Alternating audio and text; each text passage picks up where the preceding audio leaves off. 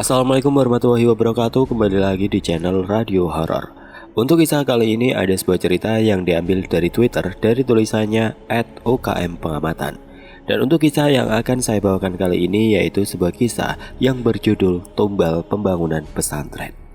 Dan sebelum kita lanjut ke ceritanya, tekan dulu tombol like video ini dan jangan lupa tekan juga tombol subscribe channel ini. Nyalakan juga lonceng notifikasinya agar tidak ketinggalan cerita-cerita lainnya dari channel ini. Dan buat teman-teman yang pengen membaca langsung ceritanya, nanti silahkan saja kunjungi linknya yang nanti akan saya sertakan di kolom deskripsi. Dan seperti apa untuk kisah kali ini, langsung saja kita masuk ke ceritanya.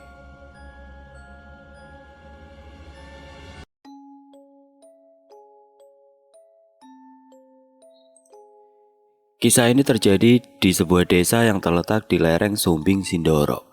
Di desa ini memang masyarakatnya sangat percaya dan selalu menghargai hal-hal yang berbau klinik. Bahkan ritual-ritual tertentu masih dilakukan di beberapa spot, tempat yang dianggap punya daya magis kuat. Keseimbangan antara manusia dan alam sangat terjaga di situ. Tetapi semua berubah ketika ada sebuah berita akan adanya proyek pembangunan yang mengharuskan mengeruk sebuah bukit. Warga yang mendengar pun segera mungkin menemui kepala desa dan menanyakan kebenaran dari proyek tersebut. Dan memang benar adanya akan ada proyek yang mengharuskan pengerukan bukit, walaupun kepala desa tidak memberikan informasi detail akan dibangun apa di bukit itu. Warga hanya bisa pasrah dan ikhlas apabila bukit yang selama ini mereka jaga akan dibangun sesuatu yang mereka tidak tahu. Warga sebenarnya takut akan terjadi sesuatu yang tidak diinginkan ketika proyek ini berjalan. Berjalannya waktu datanglah 3 orang asing dan bertemu dengan tokoh-tokoh desa. Mereka menjelaskan bahwasanya pengerukan bukit bertujuan untuk dibuat sebagai pusat jajanan seperti rest area. Bukit ini memang terletak di pinggir jalan besar dan sangatlah strategis. Mereka menjelaskan pula masih terkendala dengan izin, tetapi mereka sudah dipersilahkan apabila ingin memulai pengerukan. Dengan berat hati, tokoh masyarakat mempersilahkan dan tidak akan mempermasalahkan lagi dengan adanya pengerukan. Bukannya tanpa syarat, ada beberapa syarat yang harus dipenuhi para pekerja proyek sebelum memulai segalanya. Mereka harus membawa 2 kepala sapi dengan ekor sapinya, 3 ayam kampung jantan, 12 telur ayam, dan sebuah jarik berwarna coklat muda lengkap dengan bunga. Dan harus diadakan suatu acara yang bertujuan untuk tolak bala, dengan mengundang warga dari 3 kelurahan ikut dalam acara tersebut. Bisa ditebak, karena mungkin pertimbangan biaya yang harus dikeluarkan dari pihak proyek tidak mau memenuhi syarat yang ada dan lebih memilih membayar warga dengan uang agar dilancarkan dalam segalanya. Warga pun menolak dan menginginkan syarat itu harus dipenuhi dari pihak proyek agar para pekerja diberi keselamatan selama pengerjaan proyek. "Memangnya kenapa, Pak? Kalau syaratnya nggak kita kasih?" tanya salah seorang. "Kita nggak bisa kasih tahu, Mas. Kalau Anda nggak percaya sama kami, ya silakan. Itu jalan yang Anda pilih. Yang penting kami sudah memberi jalan yang terbaik," jawab salah seorang warga. Dengan perdebatan yang cukup alot di akhir pertemuan, malam itu tidak ada titik terang antara pekerja dengan warga. Warga yang meminta adanya syarat tetapi dari pihak pekerja proyek tidak mau memenuhi syarat tersebut. 3 hari berselang, warga dikagetkan dengan adanya 2 unit eskavator yang sudah terparkir di sekitar bukit. Dan hari itu juga sudah dimulai pengerukan. Warga yang melihat hanya bisa menggelengkan kepala dan berdoa tidak terjadi hal yang ditakutkan ketika syarat itu tidak dipenuhi.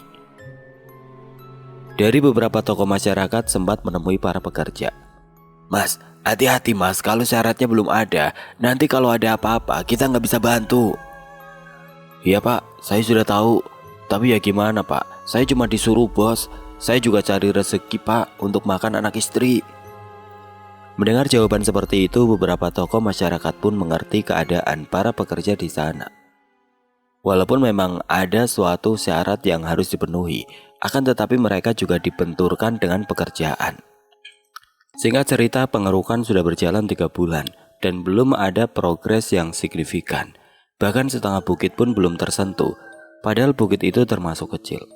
Pekerjaan mereka selalu terhambat dikarenakan seringnya hujan dan angin setiap hari, dan beberapa batu besar yang menghambat pekerjaan mereka. Para pekerjanya juga sering sakit-sakitan karena cuaca ekstrim yang terjadi setiap harinya.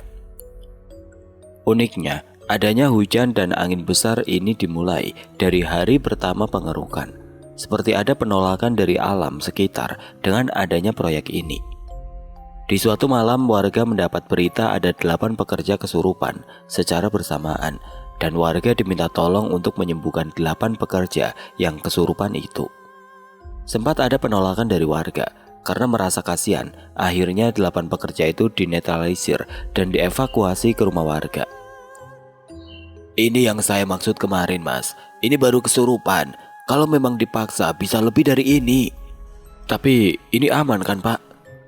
Aman, Mas. Kalau pergi dari sana. Sempat ada obrolan kecil di antara 8 pekerja, yang intinya mereka akan tetap melanjutkan karena kejadian kesurupan termasuk kejadian yang tidak terlalu membahayakan. Pengerukan masih dilanjutkan, dan mulai terjadi hal-hal aneh yang dialami para pekerja. Dari barang-barang yang hilang, dan beberapa batu berukuran tanggung yang kembali ke tempat semula, walaupun sebelumnya sudah dipindah. Kejadian itu tidak membuat mereka bergeming, mungkin karena memang itu resiko dari pekerjaannya. Puncaknya, 2 sopir ekskavator tiba-tiba mengalami demam tinggi dan muntah darah tanpa sebab. Muka mereka tiba-tiba pucat, bahkan satu di antaranya mengigau. Pekerja lain seketika panik dan dibawalah ke IGD. Sesampainya di sana, wajah pucat dan demam yang dialami seketika hilang. Bahkan mereka bertanya, kenapa bisa sampai ke IGD? Mereka tidak sadar dengan apa yang mereka alami pada waktu itu. Keterangan dokter pun menjelaskan, tidak ada penyakit atau gangguan di organ dalam. Bisa dikatakan 2 pekerja ini sehat walafiat. Mereka kembali ke proyek dan bisa ditebak, mereka merasakan hal yang sama lagi. Bahkan ditambah dengan dada mereka seperti ditusuk besi panas. Mereka berguling di tanah dan mencoba meraih apapun yang ada di depannya.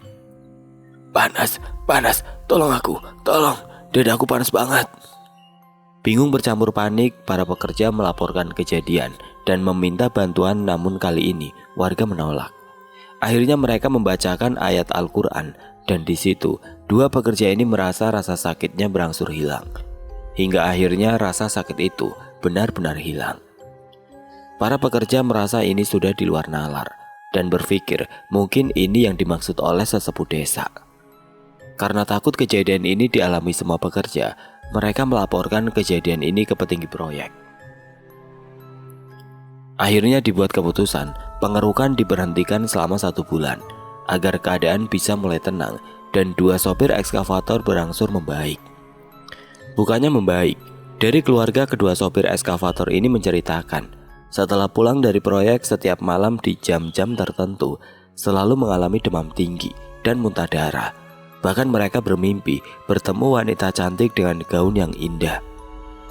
Setelah mimpi itu, 2 sopir ekskavator meninggal dunia, dan itu secara bersamaan, dengan hari yang sama dan waktu yang tidak jauh berbeda. Pekerja lain yang mendengar 2 sopir ekskavator meninggal dengan waktu yang bersamaan dan gejala yang sama, mengurungkan niat untuk kembali ke pengerukan bukit dan lebih memilih tidak melanjutkan demi keselamatan diri. Di sisi lain, para petinggi proyek tidak bergeming sama sekali dan tetap akan melanjutkan sampai selesai. Warga pun juga mendengar, akan tetapi lebih memilih diam karena dari awal sudah tahu kejadian ini akan terjadi. Pengerukan dilanjutkan, namun kali ini hanya ada 1 ekskavator. 2 minggu berjalan, sopir ekskavator mengalami demam tinggi, muntah darah dan bermimpi bertemu wanita cantik. Sama dengan kejadian awal, namun kali ini selang beberapa minggu dari mimpi, baru meninggal dunia. Seperti tidak kapok, diganti lagi dengan orang baru, akan tetapi tetap mengalami hal yang sama. Bahkan bergantian sopir dilakukan 7 kali, dengan kejadian meninggal 5 kali, 2 diantaranya hilang akal. Warga yang mendengar selalu ada kejadian aneh di proyek lebih memilih diam dan tidak ikut campur. Suatu hari datanglah seorang dari petinggi proyek menemui salah seorang sesepuh desa. Dia mengatakan sudah hilang akal dan tidak tahu mau berbuat apa lagi. karena proyek sudah memakan banyak korban, apalagi banyak yang tidak mau bekerja di proyek itu. Semua sudah terjadi, Mas. Kalau memang dari awal kalian ikut cara kita, gak seperti ini, Mas. Terus gimana ya, Pak, solusi terbaiknya? Sudah, Mas, itu diberhentikan saja. Siapa tahu dengan diberhentikan, semua bisa kembali normal. Setelah obrolan itu, ternyata proyek benar-benar stop, dan semua peralatan diambil dari proyek. Tetapi dampak setelah itu dirasakan oleh masyarakat sekitar. Dampaknya adalah sering terjadi kecelakaan yang mengakibatkan korban jiwa di sekitar bekas pengerukan. Penuturan para korban yang selamat, saat melintas mereka dihadang oleh sosok wanita cantik bergaun putih. Otomatis mereka melambankan laju kendaraan mereka. Disitulah tiba-tiba sudah keluar dari jalan aspal. Ada yang menabrak pohon, ada juga yang terjun ke jurang di sebelahnya. Warga yang sudah tahu asal muasal tidak tinggal diam. Warga mencoba mengontrol gaib yang ada di sana, karena memang ada sebuah batu yang dikeramatkan, dan di situ ditinggali oleh sosok widodari yang menjadi penguasa sebuah kerajaan gaib. Tetapi semua yang dilakukan hasilnya nihil. Gangguan tetap ada dan korban berjatuhan setiap bulannya. Bahkan pernah didatangkan 200 santri dengan warga melakukan doa bersama dengan tujuan menetralisir keadaan. Cukup berhasil, tetapi hanya bertahan beberapa bulan saja. Para petinggi proyek yang mendengar kegaduhan setelah mereka pergi dari sana berinisiatif untuk menyelesaikan kegaduhan yang mereka buat.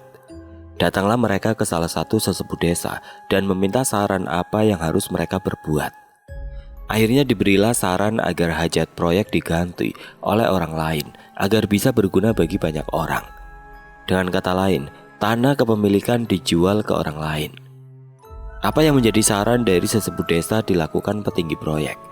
Bukit itu dijual. Cukup lama proses terjualnya, memakan waktu hingga 2 tahun. Selama 2 tahun banyak didatangkan orang yang ahli dalam spiritual. Di samping mengurangi efek korban jiwa, tujuan lainnya adalah bisa dibeli oleh orang yang tepat. Akhirnya ada salah satu orang ingin membeli bukit itu dan menjadikannya pondok pesantren. Seperti biasanya orang itu menemui sesepuh desa dan dikeluarkan syarat sebelum memulai segalanya. Namun kali ini warga meminta 5 kepala sapi dan 7 ayam kampung jantan, 22 telur ayam dan jarik berwarna coklat muda lengkap dengan bunga. Namun kali ini acara tolak bala diganti dengan adanya pembagian daging sapi ke warga secara cuma-cuma. Ditolak mentah-mentah karena berpikir tujuan awal dengan syarat yang ada tidak seirama. Dia memang tidak percaya dengan hal-hal yang berbau mistis dan berpikir itu hanya akal-akalan semata untuk kepentingan perseorangan. Walaupun sudah dijelaskan kejadian yang ada sebelumnya, karena tidak dipenuhinya syarat itu, sempat menawarkan agar pembangunan melibatkan warga yang tidak punya pekerjaan. Sekali lagi ditolak dan tidak boleh melibatkan warga dalam pembangunan pondok pesantren. 1 minggu kemudian dimulailah pelaksanaan pembangunan. Bukit mulai dikeruk. Berbeda dengan sebelumnya, kali ini berjalan lancar. Tidak sampai 4 bulan, seluruh badan bukit sudah hilang dikeruk eskavator. Ya mungkin karena tujuan mulia dan kekuatan doa yang kuat. Pondasi bangunan sudah mulai dibuat. Tetapi di balik semua itu, ternyata selama proses kurang lebih 2 bulan awal kejadian kesurupan dan barang hilang masih dirasakan oleh para pekerja. Dan sekarang semua pekerja yang berjumlah 20 orang bermimpi hal yang sama, yaitu bertemu dengan sosok wanita cantik. Dan di salah satu mimpi pekerja, ada 2 orang lagi yang akan meninggal dan menjadi akhir teror tumbal sebelumnya. Mendengar keanehan dan mimpi dari para pekerja, si pemilik mulai berpikir bahwa apa yang dikatakan sesepuh desa tentang syarat itu benar. Si pemilik juga pernah mendatangkan seorang tokoh agama.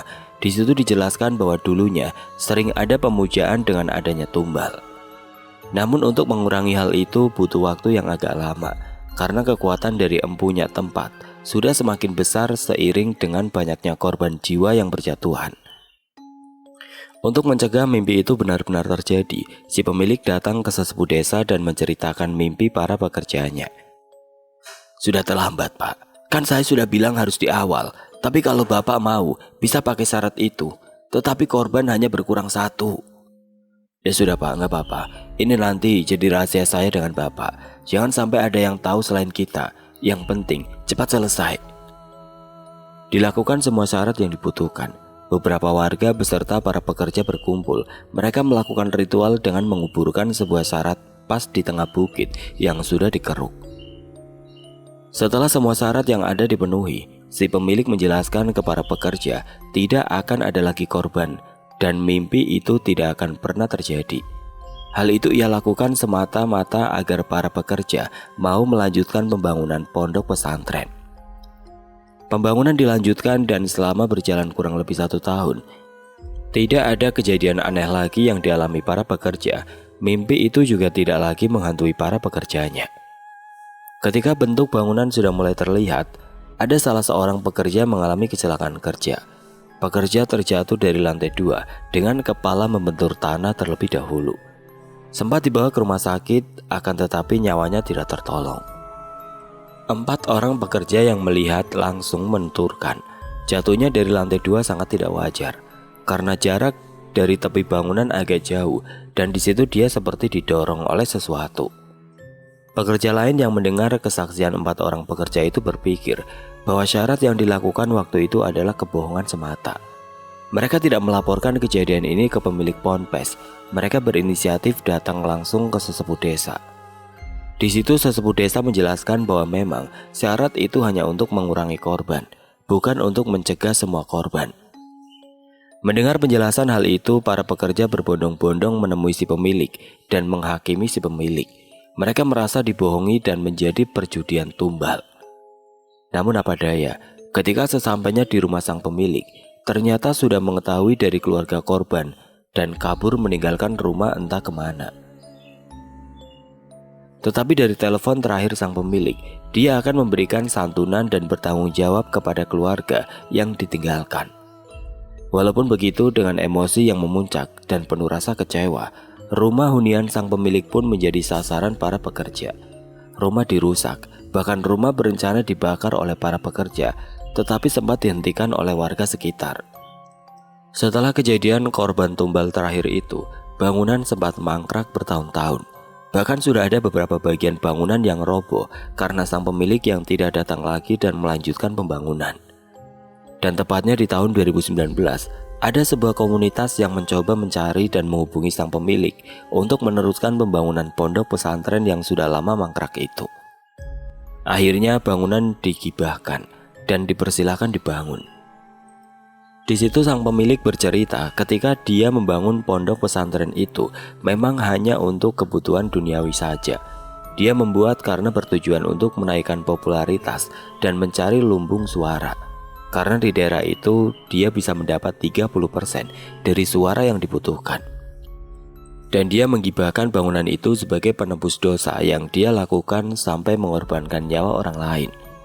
Walaupun sebenarnya di balik semua itu ada sejarah kelam, akan tetapi komunitas ini percaya semua akan berjalan semestinya apabila dijalani dengan ikhlas. Sampai sekarang pembangunan masih berlanjut dan masih dalam tahap finishing. Semua berjalan lancar, bahkan sekarang warga ikut dalam perencanaan pembangunan ke depannya. Bahkan mencarikan dana untuk pembangunan pondok pesantren.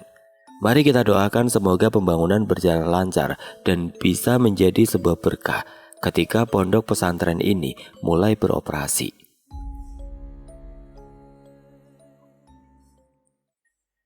Oke teman-teman, sekian untuk kisah kali ini. Bagaimana menurut kalian tentang kisah ini? Tulis komentar kalian di kolom komentar. Dan semoga apa yang sudah saya bagikan dalam kisah ini dapat dijadikan pembelajaran untuk kita semua. Dan buat teman-teman yang baru bergabung, jangan lupa untuk like, comment, share, serta subscribe channel ini. Dan nantikan kisah-kisah horor berikutnya tetap di channel Radio Horor. Wassalamualaikum warahmatullahi wabarakatuh.